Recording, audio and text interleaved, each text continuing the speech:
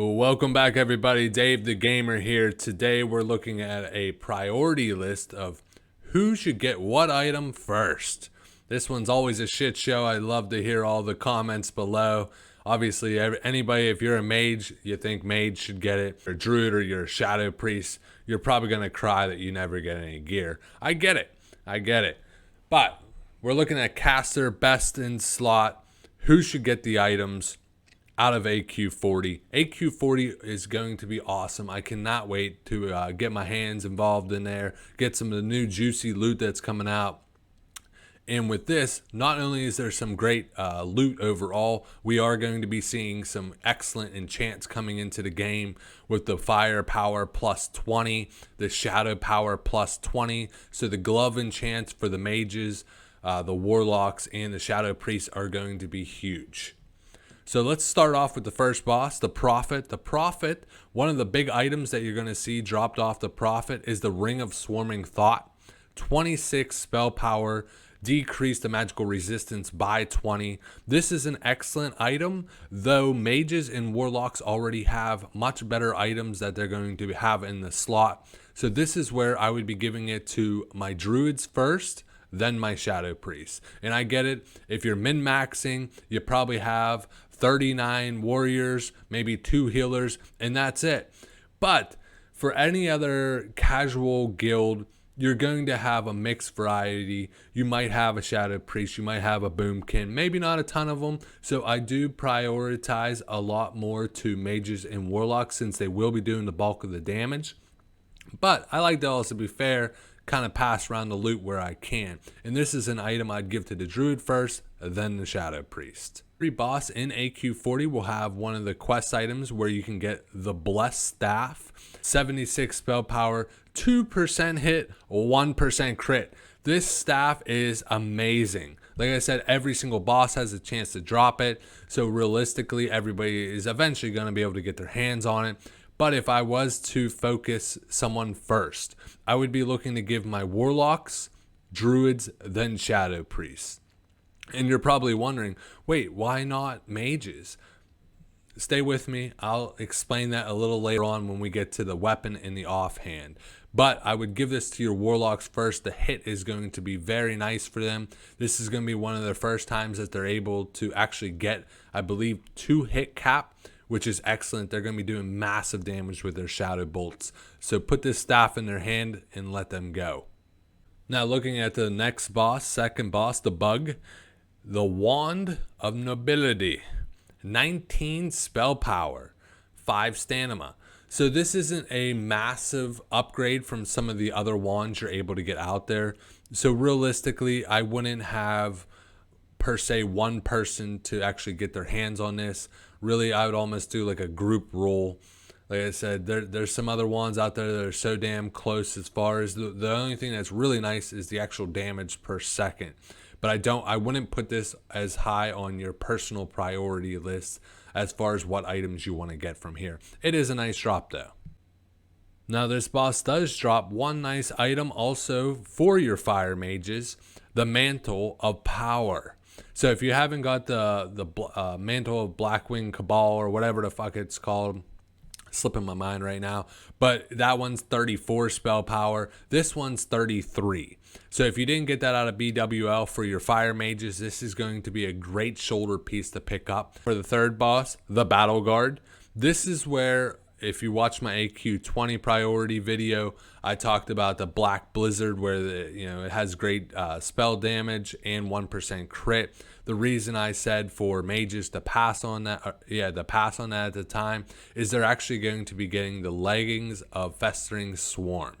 57 spell power for fire. And what's great is they're only rolling on other mages for this. So this boss, this is one of the main items, like I said.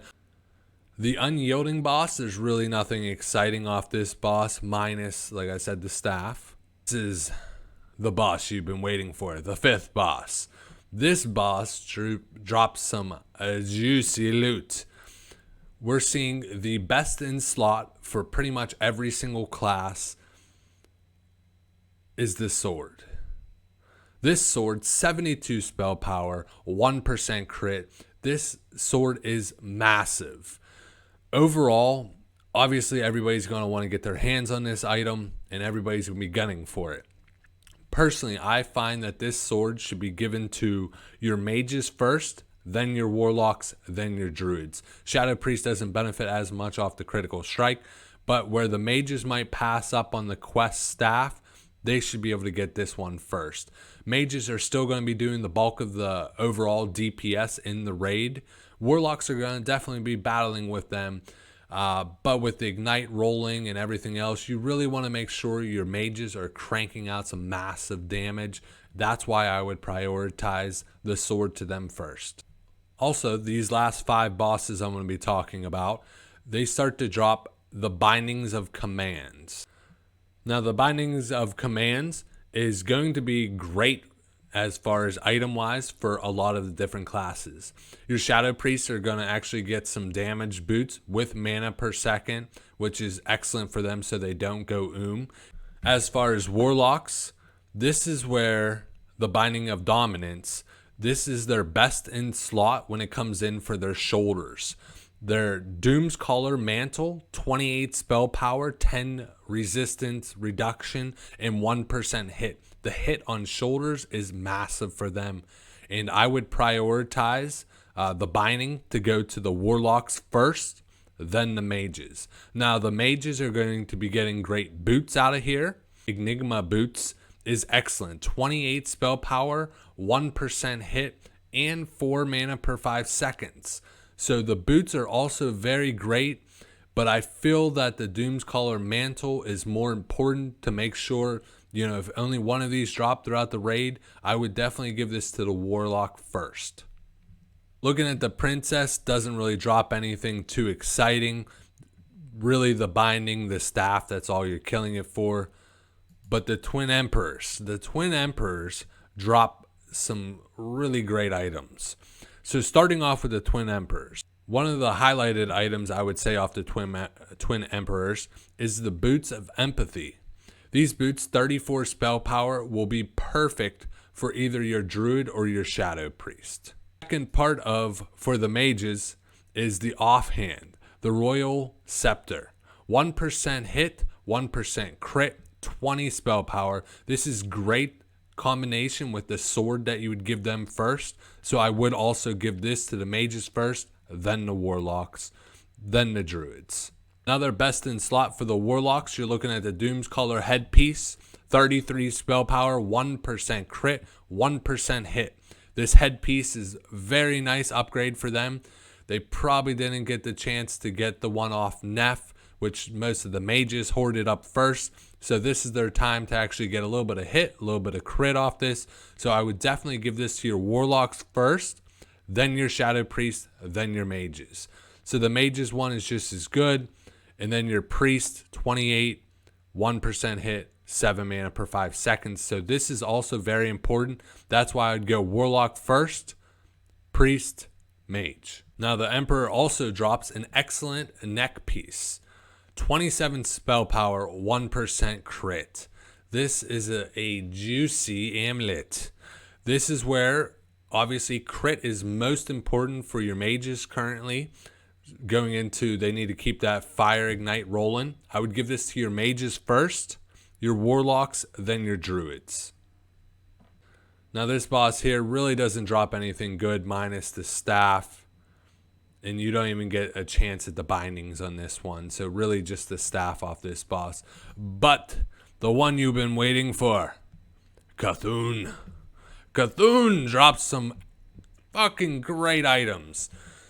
So, I mean, let's get the big guy out of the room. The base of the staff. You're not going to be able to complete the staff to phase 6. So hopefully by then, all of your mages, your warlocks, your druids, everybody gets their hands on this item. But I would obviously give this one first. If I gave the sword in the offhand to the mages first, I want to say I'm going to give this to my warlocks first. So hopefully everybody gets it by then. But obviously this is just one piece of the puzzle and a hell of an item. I mean, when this does get completed, 2% hit, 150 spell power, and it also buffs everybody within a 30% range, 2% crit. This will be good in the TBC. You'll be seeing this used for a while and will take a while to actually be replaced. So this item will be excellent when we do get into phase 6. And I think Warlocks should get the first portion of it. Cthulhu drops the best in slot for pretty much every single class as far as the back piece. 30% or 30 spell power, 1% hit. I wouldn't put a high priority on this for any class for the fact that you can get a pretty comparable one out of ZG. I think it's 21. So this is, maybe I give this to my boomkins first just to keep them happy. We're taking all the other big items, so I'd probably give this to your boomkins, your warlocks, then your mages. In return though, the waste cord, 1% crit, 41 spell power. This thing will be good the whole way through phase 6. I would give this to your mages, your warlocks, then your druids. So everybody's getting a little bit of something. I don't think all one class should get all of the gear. I like to spread it across everywhere. Like I said, if you're talking about min-maxing, you might have a little different thoughts. But this is a community game, so I like to make sure everybody's happy, even if they're doing just a little less DPS. Like, who the fuck cares? As long as we're having fun. You're talking about extending maybe the overall raid by 10 minutes. I don't care. As long as everybody had a good time and you're making friends, I'm okay with that. But for hardcore guilds, you know, this might only go to warlocks and mages. So, depends on how your guild's set up. Another excellent item that Cthulhu's going to be dropping that everybody's going to want. The Darkstorm Gauntlets, 37 spell power, 1% hit. I've been giving a lot of the hit items to the warlocks first, so this is where I might give it to the mages first, then the warlocks. They're pretty much equal as far as that goes, then the druids. Druids are always third, and then pretty much anything that has to do with like crit, I would put Shadow Priest at the last of the list. Druids and Shadow Priest as far as gear. Realistically, with druids and shadow priests, you're probably only going to have one regardless if you do bring any to there just for their buffs. So I think as far as a priority, they're much further down the list. Now, as far as the Eye of the Cthulhu, this one drops, and this quest item gives you a ring, 37 spell power, 1% hit. I think this ring should definitely go to your warlocks first, then your mages. Now, I do think you are going to have a little bit harder of a time. You might have to get in line with your healers because a lot of them are going to want the Amulet of the Fallen God because that is their best in slot. So I could definitely see raids prioritizing the Amulet to the healers first, and then after all of them have that, then the warlocks have their shot to be able to get the ring. But this ring is amazing for warlocks. That's a lot of spell power and the hit, everything they could possibly ask for.